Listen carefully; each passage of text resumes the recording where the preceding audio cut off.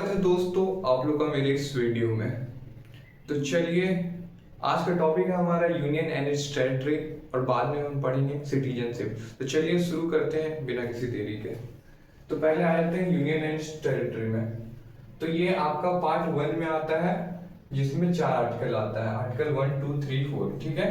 Article 1 क्या कहता है कि India shall be union of state, कि इंडिया यूनियन ऑफ स्टेट होगा, ना कि वो फेडरेशन ऑफ स्टेट होगा। जैसे यूएसए में हम लोग कहते हैं ना, USA is federation of state, मतलब यूएसए में क्या बोलते हैं, लीगल एग्रीमेंट साइन हुआ है, जो 50 गो स्टेट है वो लोग मिल के साइन किया एग्रीमेंट और एक साथ है।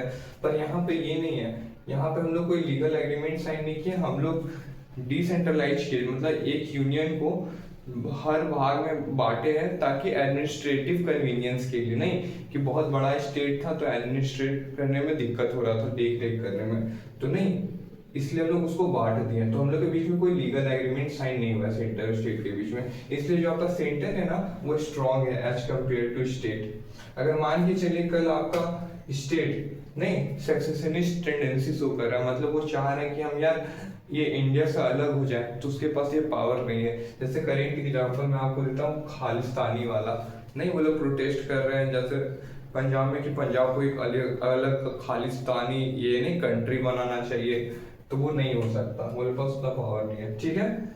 अभी टेरिटरी ऑफ इंडिया में क्या क्या आ जाता है, तो पहले तो टेरिटरी ऑफ स्टेट, जैसे महाराष्ट्र का हो गया, या आपको कोई भी स्टेट ले लीजिए, गुजरात का जो टेरिटरी होगा जो एरिया, फिर दूसरा यूनियन टेरिटरी। ठीक है।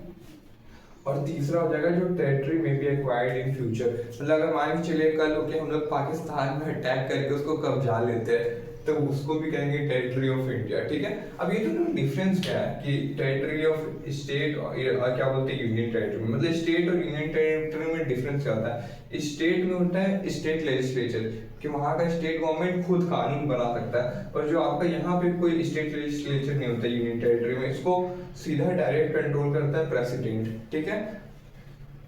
इस समझ में आ गया आप लोग आर्टिकल 1। अब चलिए मूव करते हैं आर्टिकल 2 में। आर्टिकल 2 क्या है, पार्लियामेंट के पास पावर है कि वो नहीं एडमिट कर सकता है या एस्टैब्लिश कर सकता है न्यू स्टेट। यहाँ न्यू स्टेट बोले तो वही पाकिस्तान वाला जो एग्जाम्पल लिए थे कि वो पाकिस्तान को इनकॉर्पोरेट कर ली इंडिया में, तो वहाँ पे कौन सा ये आर्टिकल एप्लीकेबल होगा, आपका आर्टिकल 2, कि आप पाकिस्तान को हिस्सा बना दिए इंडिया का, तो वहाँ पे पार्लियामेंट के पास ही पावर है, नहीं, तो ये आर्टिकल 2 में आ जाएगा। और कल हो के आप एग्जिस्टिंग स्टेट, जो कि इंडिया के अंदर ही जो स्टेट है, जैसे महाराष्ट्र गुजरात, उसके अंदर आप उसका एरिया चेंज करना चाह रहे हैं, नेम चेंज करना चाह रहे हैं, या बाउंड्री चेंज करना चाह रहे हैं, तब आपको क्या लगेगा, आर्टिकल 3 का आप यूज करेंगे।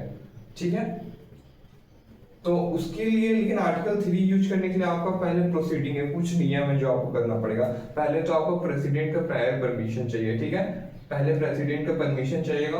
दूसरा, प्रेसिडेंट को वो बिल भेजना है वो कंसर्न स्टेट के, जिसका एरिया या बाउंड्री आप चेंज करना चाह रहे हैं, और वो फिर उसके बाद अपना ओपिनियन देगा। वो कंसर्न स्टेट है ना, जैसे आप महाराष्ट्र या गुजरात का एरिया चेंज करना चाह रहे हो, तो फिर गुजरात अपना नहीं ओपिनियन देगा। लेकिन जो गुजरात ओपिनियन दिया है, गुजरात का स्टेट लेजिस्लेचर, वो क्या बोलते हैं, मैंडेट नहीं, ये मैंडेटरी या कंपलसरी नहीं होगा कि उसको प्रेसिडेंट को वो चीज मानना ही है। ठीक है। तो ये दोनों में डिफरेंस क्या है आर्टिकल 2 और आर्टिकल 3 में। तो जो आपका आर्टिकल 2 होता है वो जनरली कि आपने इंडिया से बाहर का कोई कंट्री या कोई एरिया को एक्वायर कर रहे हैं, तब एप्लीकेबल होता है आर्टिकल 2। लेकिन आर्टिकल 3 कब एप्लीकेबल होता है, जब आप विद इन इंडिया, इंडिया ही के अंदर जो अभी एग्जिस्टिंग स्टेट है उसमें आप एरिया में चेंज कर रहे हैं, या बाउंड्री में चेंज कर रहे हैं, या नाम में चेंज कर रहे हैं, तो एप्लीकेबल होगा तो एप्लीकेबल होगा आपका आर्टिकल 3। ठीक है। अब आ जाते हैं हम लोग आर्टिकल 4 में। तो आर्टिकल 4 क्या है कि अभी बोला ना कि आप जो ये रीऑर्गेनाइज कर रहे स्टेट को, ये तो पार्लियामेंट के पास पावर, पार्लियामेंट जो भी चेंजेस करेगा आर्टिकल 2 या 3 में, उसके लिए उसको पहले लॉ लाना होगा, और वो लॉ के थ्रू ही चेंज कर सकता है आपका ये शेड्यूल 1 और 4 में। इसका मतलब आप क्या समझे, मैंने बोला था ना कि शेड्यूल क्या होता है कि वो एडिशनल इंफॉर्मेशन होता है कोई पर्टिकुलर आर्टिकल के बारे में, नहीं एडिशनल इंफॉर्मेशन या एडिशनल जो डिटेल प्रोवाइड करता है। ठीक है। तो शेड्यूल 1 में आपका क्या हो जाएगा, इसमें आपका स्टेट और क्या बोलते हैं यूनियन टेरिटरी का नाम मेंशन है। कल को क्या आप मान के चले कि नया स्टेट का फॉर्मेशन करते हैं, तो आपको शेड्यूल 1 में तो मेंशन करना ही पड़ेगा, और शेड्यूल 4 क्या होता है कि इसमें राज्यसभा का सीट के बारे में मेंशन है। कल आप नया क्या बोलते हैं स्टेट का फॉर्मेशन करते हैं तो उसमें भी कुछ एलोकेट करेंगे ना सीट कि राज्यसभा में इसका इतना सीट होगा, ठीक है। तो मैंने क्या बोला कि आप कोई भी चेंजेस करिएगा आर्टिकल 2 या 3 में तो पहले आपको लॉ बनाना होगा और वो लॉ के थ्रू आप चेंज कर सकते हैं क्या बोलते हैं शेड्यूल 1 और 4 में, ठीक है। अब देखिए जो आपका होता है ना कॉन्स्टिट्यूशनल अमेंडमेंट एक्ट क्या बोलते हैं आर्टिकल 368 वो एप्लीकेबल नहीं होता है क्या बोलते हैं आर्टिकल 2 और 3 में, ठीक है। इसका रिक्वायरमेंट नहीं होता। आप सिंपली समझिए, मैं आपको बाद में डिटेल में एक्सप्लेन करूंगा कि ये आर्टिकल मैं 2 और 3 क्या बोल रहा हूँ। ये आपका सिंपल मेजोरिटी से हो सकता है, मतलब ये अगर आपको ये पास करवाना है ये दोनों कानून तो आप ये सिंपल मेजोरिटी से करा सकते हैं, मतलब कम वोट आपको चाहिए, ज्यादा वोट नहीं चाहिए। ज्यादा वोट बोले तो अगर 100 आदमी है तो उसमें से 66 पर आदमी लोग आपको सहमति चाहिए होता तो उसको कह सकते हैं कि उस समय आपको स्पेशल मेजोरिटी चाहिए होता, और आपको 100 आदमी में 66 नहीं सिर्फ 50 आदमी का सहमति चाहिए तो आपका हो गया सिंपल मेजोरिटी, ठीक है। तो इसके लिए आपको जरूरत नहीं है कॉन्स्टिट्यूशनल अमेंडमेंट एक्ट करने के लिए, ये दोनों करने के लिए, ठीक है। तो आप समझ गए। एक बार फिर हम लोग एक्सप्लेन कर लेते हैं कि क्या है। आर्टिकल 1 मैंने क्या बताया कि India shall be union of state. Union of state मतलब उनके बीच में कोई लीगल एग्रीमेंट साइन नहीं हुआ, इसलिए आपका सेंटर वो स्टेट से ज्यादा पावरफुल है। अब हमने एग्जांपल लिया खालिस्तान का कि कल हो क्या अगर कोई स्टेट इंडिया से सेपरेट होना चाहे तो सेपरेट नहीं हो सकता। जैसे खालिस्तान अभी नहीं कि बोल रहा है कि पंजाब को एक अलग कंट्री बना देते हैं, वो अभी पॉसिबल नहीं है। क्यों? क्योंकि हम लोग यूनियन ऑफ स्टेट है। लेकिन ये यूएसए में अलग है। यूएसए में जितना महत्व आपका एक कंट्री का है उतना महत्व आपका स्टेट का भी। क्यों? क्योंकि उनके बीच में लीगल एग्रीमेंट साइन हुआ है, इसलिए वो क्या है फेडरेशन ऑफ स्टेट, ठीक है। अब आ जाते हैं आर्टिकल 2 में। आर्टिकल 2 और 3 में मैंने क्या डिफरेंस बताया था कि आप अगर बाहर का कोई टेरिटरी को इनकॉर्पोरेट कर रहे हैं, ये यूनियन में आप मिला रहे हैं तो आप कौन सा आर्टिकल के थ्रू करिएगा? आर्टिकल 2 के थ्रू करिएगा।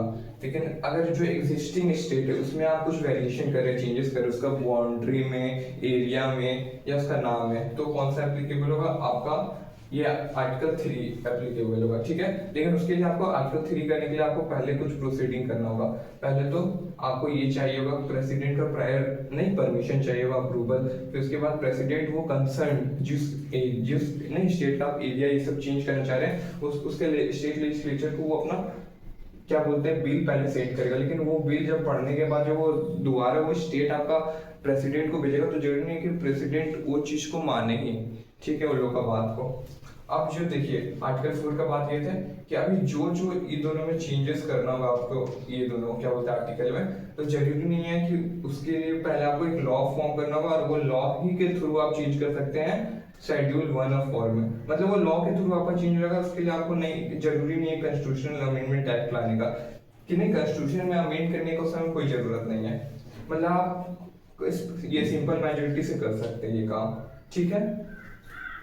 तो आशा करता हूँ